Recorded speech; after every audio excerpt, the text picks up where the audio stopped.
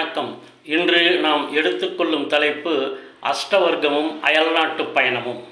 அதாவது வெளிநாடு செல்வதற்கு எந்த மாதிரியான அமைப்பு அஷ்டவர்க்க கட்டத்தில் இருக்க வேண்டும் என்பது. நாம் ஜாதக சார்ட்டை கம்ப்யூட்டரில் கொடுத்து அதை கணித்து கொள்ளும் பொழுது அஷ்டவர்க்கம் என்று 9 கிரகத்திற்கும் 7 கிரகத்திற்கு போட்டிருப்பார்கள், ராகு கேது தவிர. ஆக அது பின்னாஷ்ட வர்க்கம் என்று பெயர். ஒவ்வொரு கிரகத்திற்கும் அதாவது 10 என்ற இலக்கத்திற்கு குறைவாக இருக்கும்.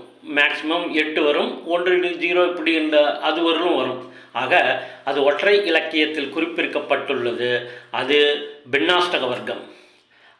அடுத்தது இன்னொன்று சர்வாஷ்டக வர்க்கம். அதாவது அந்தந்த கிரகங்கள் எந்த கட்டத்தில் ஒரு குறிப்பிட்ட கட்டத்தில் அவைகள் சில பிந்துக்களை கொடுக்கும், அதாவது பாயிண்ட்ஸை கொடுக்கும், அதை ரேகாவென்றம் சொல்லுவார்கள். ஆக அவைகளுடைய ஒட்டுமொத்த கணக்கு தான் அந்த 12 வீட்டிற்கும் உள்ளது. ஒவ்வொரு வீட்டிற்கும் ஒவ்வொரு கிரகமும் எவ்வளோ கொடுக்கும் என்பது அது இரட்டை இலக்கத்தில் சர்வாஷ்டக வர்க்கத்தில் அது குறிக்கப்பட்டிருக்கும். அப்படி அந்த சர்வாஷ்டக வர்க்கம் அதை நீங்கள் பரிசீலனை செய்யும் பொழுது குறைந்தது 17 இருந்து 20 அல்லது 21 இந்த எண்கள், அது 4, 9, 12 இந்த 3 வீடுகளில் அவைகள் அமையப்பெற்றால், அதாவது லக்னத்திற்கு உதாரணம் மேஷ லக்னம் என்று எடுத்துக்கொள்வோம். அவர் மேஷ லக்னக்காரகராக இருந்து மேஷத்தில் இருந்து 4ஆம் வீடு கடகம், அந்த கடகத்தில் 19 எண் இருப்பதாக கொள்வோம். அடுத்தது 9ஆம் இடம் தனுசு, தனுசில் 18 என்று வைத்துக்கொள்வோம்.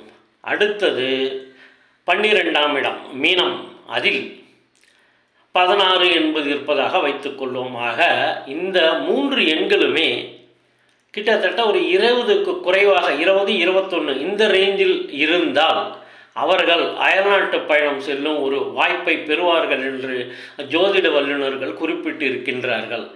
நீங்கள் செய்ய வேண்டியது கம்ப்யூட்டரில் ஜாதகத்தை கணித்து அவற்றின் இலக்கங்களை சர்வாஷ்டவர்க்க வர்க்கத்தில் எடுத்து லக்னத்தை குறித்து கொண்டு அதில் இருந்து 4, 9, 12 இந்த இடங்களில் எத்தனை பாயிண்ட் கொடுக்கப்பட்டுள்ளது என்று அதை குறித்து கொண்டு அது 21 to 22க்குள் இருந்தால் அவர்கள் அந்த அயல்நாட்டு பிரயாணம் மேற்கொள்வார்கள் என்பது திண்ணமாகிறது. இது மிக மிக எளிய கணிதம்.